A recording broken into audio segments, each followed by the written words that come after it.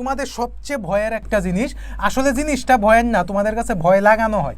আজকে জিনিসটা একবারে দেখবা মানে সুপার ডুপার ভাবে ক্লিয়ার হয়ে গেছে, একবারে সুপার ডুপার ক্লিয়ার হয়ে যাবে। খেয়াল করো, লিমিটিং বিক্রিয়কটা আসলে কি? আমরা বিক্রিয়কও চিনি, উৎপাদও চিনি, সব কথা এখানে লেখছে, আমার দরকার নাই। লিমিটিং বিক্রিয়কের মেইন ঘটনাটা হচ্ছে যে ধরো তোমার এই যে এখানে একটা লাইন বলে দিছে, এই যে দেখো এতটুক জানলে হবে, রাসায়নিক বিক্রিয়ায় যে বিক্রিয়ক বিক্রিয়া করে শেষ হয়ে যায় সেই বিক্রিয়ককে কি বলা হয়? লিমিটিং বিক্রিয়ক। মানে লিমিটিং মানে হচ্ছে শেষ, মনে রাখবা, লিমিটিং মানে হচ্ছে শেষ, যে শেষ হয়ে যাবে। কি শেষ হয়ে যাবে? যেহেতু বিক্রিয়ক বলছে, তার মানে বিক্রিয়ক শেষ হয়ে যাবে। এইটার ম্যাথ আসে পরীক্ষায়, এবং ম্যাথটাও খুব ইজি, আমি তোমাদের জন্য সাজায় রাখছি যে কিভাবে হচ্ছে তুমি পরীক্ষায় আনসার করবা, একটা প্যাটার্ন আমি সাজায় রাখছি, ঠিক আছে? আচ্ছা, দরকার নাই, শুধু এই সংজ্ঞাটা মনে রাখবা, কারণ এখান থেকে যেহেতু ম্যাথ আসে আমরা ম্যাথের আলোচনায় চলে যাব। তারপরে বলছে উৎপাদের শতকরা পরিমাণ। রাসায়নিক বিক্রিয়ায় ব্যবহৃত বিক্রিয়কগুলি সবসময় 100% হয় না। আচ্ছা, এইটা আর কি। এখান থেকে তোমার হোলি ক্রস ভর্তি পরীক্ষায় মেবি বা কোনো একটা কলেজ ভর্তি পরীক্ষায় প্রশ্নটা আসছিল যে এনএলআর কি, এনএলআর বা এখনও তোমাদের আসে অনেক টেস্ট পরীক্ষায়, বইটাও মনে হয় আসছিল, একবার দেখছিলাম। এনএলআর কি মনে রাখবা, এনএলআর মানে হচ্ছে যেই বিক্রিয়কটা সবচেয়ে বেশি বিশুদ্ধ, যেই বিক্রিয়কটা সবচেয়ে বেশি বিশুদ্ধ তাকে কি বলা হয়? এনএলআর বলা হয়। এটা ক নাম্বারের জন্য খুব ইম্পর্টেন্ট। প্রশ্ন যদি আনকমন করতে চায় না, তখন এই যে এসব একটা ক নাম্বারে মাইরা দিব, যে হচ্ছে নিচের কোনটি মানে এনএলআর গ্রেড কাকে বলে, বা এনএলআর কি, মানে যেই বিক্রিয়কটা, বিক্রিয়ক কিন্তু বলছে উৎপাদে পড়তেছে কিন্তু বিক্রিয়ক, যেই বিক্রিয়কটা সবচেয়ে বেশি বিশুদ্ধ তাকে কি বলা হয়? এনএলআর বা এনএলআর গ্রেড বলা হয়। এছাড়া 100% বিশুদ্ধ তো হয় না, তবে তোমার ধরো মানে 99% বা 98% এগুলিকেই বিশুদ্ধ হিসেবে ধরে নেওয়া হয়, এগুলিকেই বিশুদ্ধ হিসেবে ধরে নেওয়া হয়।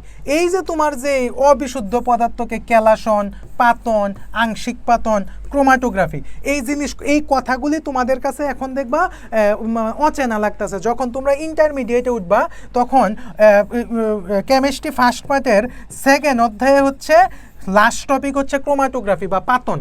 হ্যাঁ, এই ক্রোমাটোগ্রাফি হচ্ছে একবারে লাস্ট টপিক, এর আগের টপিকটা হচ্ছে পাতন। এই পাতন, এই জিনিসগুলি পাবা, ক্যালাসন কি, আংশিক পাতন কি, ঊর্ধ্বপাতন কি, ঊর্ধ্বপাতন কথাটা জানো। ক্রোমাটোগ্রাফি কি? ক্রোমাটোগ্রাফি হচ্ছে পৃথকীকরণ, শুধু এতটুকু জেনে রাখো।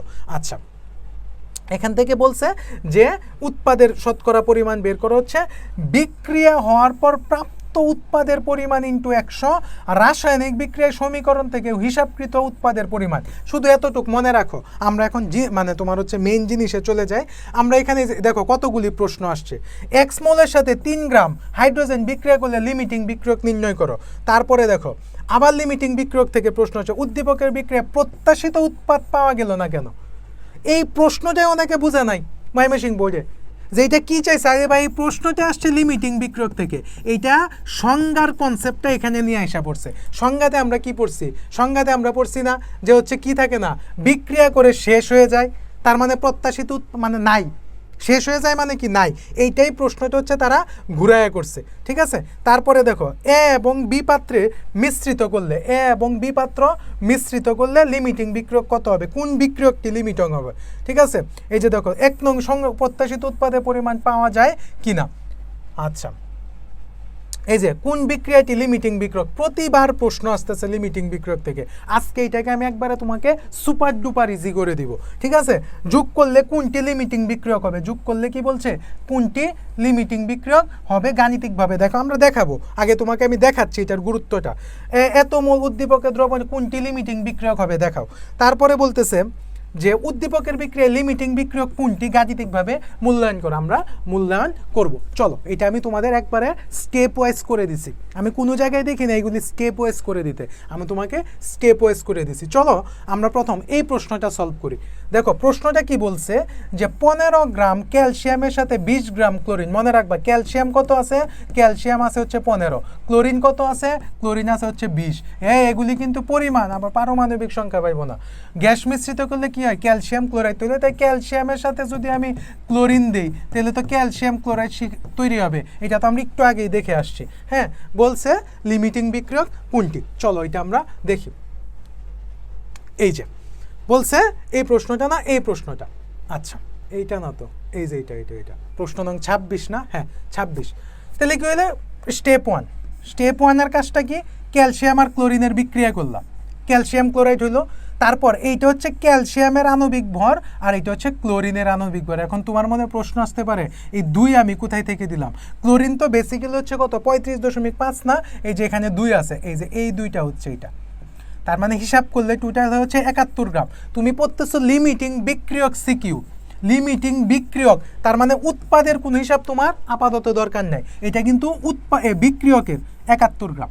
এখন তুমি ঐকিক নিয়মে চলে যাবা, কীরকম, যে এখানে কিন্তু আমরা পড়ছি 71 গ্রাম ক্লোরিন বিক্রিয়া করে ক্যালসিয়াম কত ছিল 40 গ্রামের সাথে, 40 গ্রামের সাথে, এই যে দেখো কত ছিল, হ্যাঁ এই যে 40 গ্রামের সাথে, কতটুকের সাথে বিক্রিয়া করে 40 গ্রামের সাথে বিক্রিয়া করে, তাহলে তোমার 209 গ্রাম ক্লোরিন, 209 গ্রাম ক্লোরিন কার সাথে বিক্রিয়া করবে, 209 গ্রাম হচ্ছে ওই যে ওইটা আমরা যোগ করছি, ওইখানে কত আসে 20 × 209 হবে কেন, এটা তো 20 হবে, হ্যাঁ 20 হবে, 209 হবে কেন, তাহলে 71 গ্রাম ক্লোরিন বিক্রিয়া করতেছে কার সাথে 40 গ্রাম ক্যালসিয়ামের সাথে। এই যে 71% ক্লোরিন মানে 71 গ্রাম ক্লোরিন কার সাথে বিক্রিয়া করতেছে, কারণ বিষয়টা একটু মুছে দিই তাহলে তোমার আর একটু ক্লিয়ার হবে। আচ্ছা, তাহলে 71 গ্রাম ক্লোরিন কার সাথে বিক্রিয়া করতেছে, এই যে 71 গ্রাম ক্লোরিন কার সাথে বিক্রিয়া করতেছে, এই যে এখান থেকে বের হয়েছে 71 গ্রাম ক্লোরিন কার সাথে বিক্রিয়া করতেছে 40 গ্রাম ক্যালসিয়ামের সাথে, 40 গ্রাম ক্যালসিয়ামের সাথে, তাহলে 20 গ্রাম ক্লোরিন কার সাথে বিক্রিয়া করতেছে, 20 গ্রাম ক্লোরিন কার সাথে বিক্রিয়া করতেছে, এই যে 20 গ্রাম ক্লোরিন, ঠিক আছে 20 গ্রাম ক্লোরিন কার সাথে বিক্রিয়া করতেছে, 20 গ্রাম ক্লোরিন, এই যে ঐকিক নিয়ম 40 × 20 এগুলি মুখে মুখে বা ক্যালকুলেটার হিসাব করবা। এখন তুমি খেয়াল করো, যেহেতু তোমার ওইখানে কি বলছে, ওইখানে কিন্তু ক্লোরিন বিক্রিয়া করতেছে, ওইখানে কিন্তু বলে দিছে 15 গ্রাম ক্যালসিয়াম, ওই যে দেখো উদ্দীপকে কিন্তু বলে দিছে কি, এই যে উদ্দীপকে বলে দিছে 15 গ্রাম ক্যালসিয়াম, ঠিক আছে, কিন্তু আমরা পাইছি কত গ্রাম, আমরা পাইছি হচ্ছে এই যে এতটুক, তার মানে কি ও মানে ওইখানে তো বলে দিছে 15 গ্রাম ক্যালসিয়াম, তাই বলছে না, আর আমরা পাইছি কতটুক ক্যালসিয়াম 11.27 গ্রাম ক্যালসিয়াম আমরা পাইছি, তার মানে আমাদের কাছে অরিজিনাল ক্যালসিয়াম আছে কতটুক, অরিজিনাল ক্যালসিয়াম আছে 3.7, ক্যালসিয়াম দ্রবণে থেকে যাবে। তাহলে লিমিটিং বিক্রিয়কটাকে আমি বলছি না লিমিটিং মানে শেষ, দেখো এখানে ক্যালসিয়াম কিন্তু থেকে গেছে, তার মানে ক্লোরিন সম্পূর্ণরূপে বিক্রিয়া করে ফেলছে, আর যে বিক্রিয়া করে ফেলছে ওই শেষ, আর লিমিটিং মানেই শেষ, তার মানে ক্লোরিন হচ্ছে লিমিটিং বিক্রিয়ক, ক্লোরিন কি লিমিটিং বিক্রিয়ক। চলো আরেকটা প্রশ্ন দেখি, প্রশ্ন নং 24, প্রশ্ন নং 24টা দেখি কি বলছে, প্রশ্ন নং 24, এই যে প্রশ্ন নং 24 বলছে এ এবং বি, দেখো আমরা 3টা স্টেপে শেষ করছি, লিখতে পারলে 3 পরীক্ষার খাতায়, সহজ কিন্তু। বলছে এ এবং বি পাত্রের সাথে লিমিটিং বিক্রিয়ক কোনটি, কেন, গাণিতিকভাবে বিশ্লেষণ করে, 4 মার্ক, ওরে বাবা।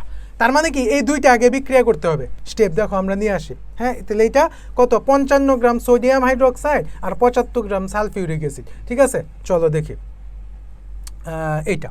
আচ্ছা, এ ও বি এর মধ্যে বিক্রিয়া, এই যে সোডিয়াম হাইড্রোক্সাইড আর সালফিউরিক অ্যাসিড বিক্রিয়া করে সোডিয়াম সালফাইড এবং পানি, এখানে কিন্তু সমতা করতে হবে, ওই যে সমতা যেভাবে শিখে আসছি। এখানে দেখো এইটা কি হয়েছে সোডিয়াম সালফেট, এই 2 এখানে চলে আসবে, যোগ হচ্ছে পানি, যোগ হচ্ছে কি পানি। এখন খেয়াল করো এখানে সোডিয়াম কয়টা, 2টা, এখানে সোডিয়াম কয়টা ছিল, একটা, যার কারণে 2 দিতে হয়েছে।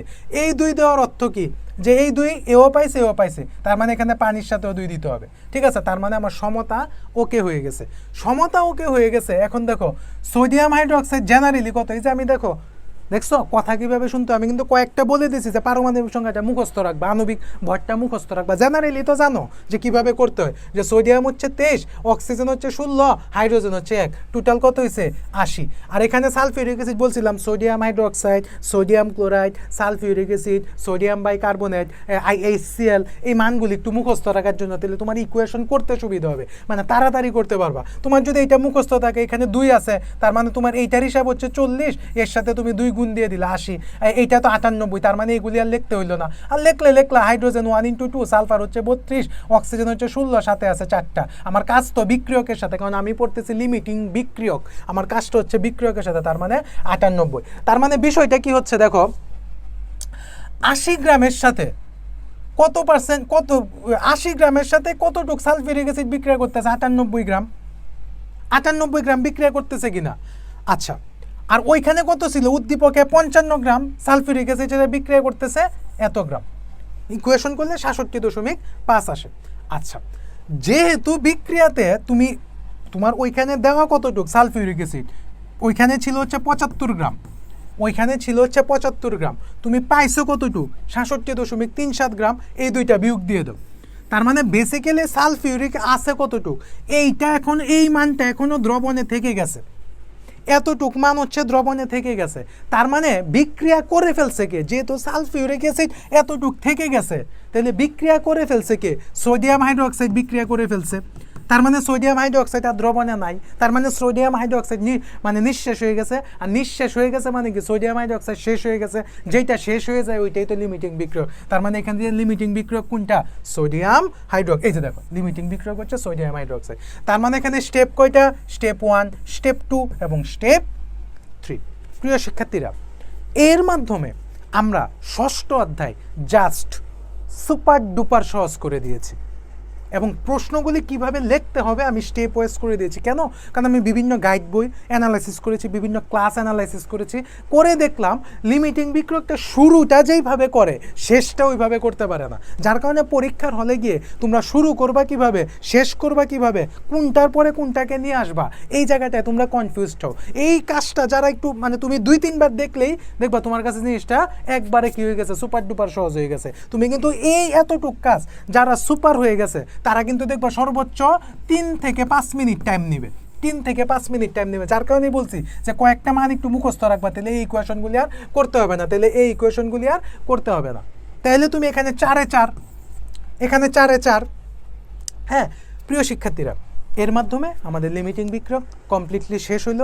তোমাদের এসএসসি 26 ব্যাচ টোটাল 6টা অধ্যায় আমরা কভার করেছি। আমরা সৃজনশীল কভার করেছি, আমরা কনসেপ্ট কভার করেছি, কিভাবে খাতায় লিখতে হবে ওইটা কভার করেছি, আমরা বেসিক কভার করেছি। তোমরা প্র্যাকটিস করো, ভিডিওগুলি বারবার দেখো, বেশি বেশি সৃজনশীল প্র্যাকটিস করো। আশা করি তোমরা তোমাদের বিজয়ের শিখরে উন্নীত হবেই। সকলকে ধন্যবাদ, আবারও দেখা হবে।